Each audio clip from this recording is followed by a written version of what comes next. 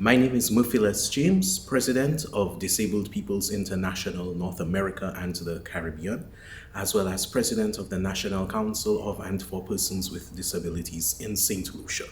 I have been President of this national organization in my island for the past 8 years and a President of the regional chapter of Disabled Peoples International for 4 years. So disability advocacy is mainly what both of these organizations do. We lobby our governments, our policymakers to institute policies and programs on behalf of the advancement of people with disabilities. Truly a remarkable experience for which I am so grateful. I am very grateful to Free the Slaves for this invitation, and it was truly an eye-opener, very enlightening. And even before arriving at this forum, I had my homework to do in order to prepare a presentation on access to the courts for people with disabilities.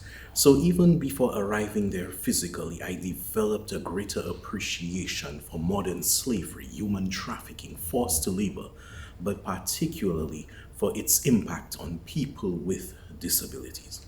People have asked me, what is the connection between disability and modern slavery? And the truth is, authorities such as the US State Department, in its Trafficking of Persons report in 2016, highlighted that persons with disabilities are especially vulnerable to human trafficking. The Office of Victims of Crime in the US gave some specific reasons as to why that is the case. In many cases, people with disabilities are dependent on their caregivers, on others for support, to even act as their communication bridges. People, unscrupulous people who may take advantage of that situation. In developed countries, people with disabilities are targeted by traffickers for access to their benefits, their public benefits. In many other cases more relevant to our region, people with disabilities rely on their family members for their basic needs, food, clothing, shelter, and when poverty enters that equation, you understand how for economic reasons, people with disabilities may be forced into situations, especially of sexual exploitation. It is also sad. The Office of Victims of Crime goes further by highlighting that people with intellectual impairments especially may not even be aware that they're being taken advantage of, that they are in a situation of modern slavery. So it is extremely crucial to our organizations to be aware of these. And in Trinidad, one of the most startling things I learned is that most of the victims of modern slavery rely on self-rescue, getting themselves out. Imagine for people with physical and intellectual impairment who are truly unable to do that.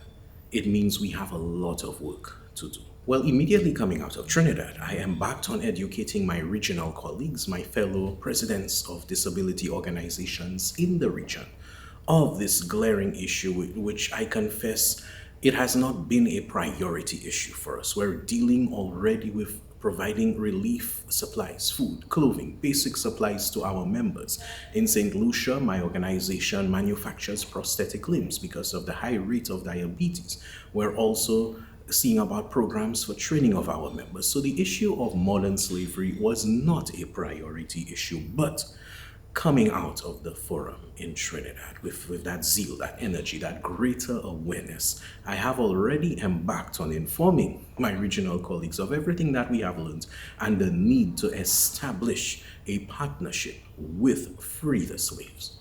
Especially in Trinidad, it was easy for me to see the potential benefits. It provided a platform, a forum to interact with experts, international experts across the justice system, survivors, people who are integrally involved in this fight. So I see the opportunity for networking, for capacity building.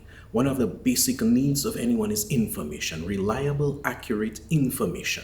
So for mutual benefit, I see our organizations assisting Free the Slaves and this greater movement in ensuring that information is in accessible formats so that the blind, The visually impaired, people of hearing impairment, people with dyslexia can access this information. We need to ensure that websites are accessible to people with disabilities. So I see the mutual exchange of information, of skills, the exposure to the experiences, the lived experiences of survivors.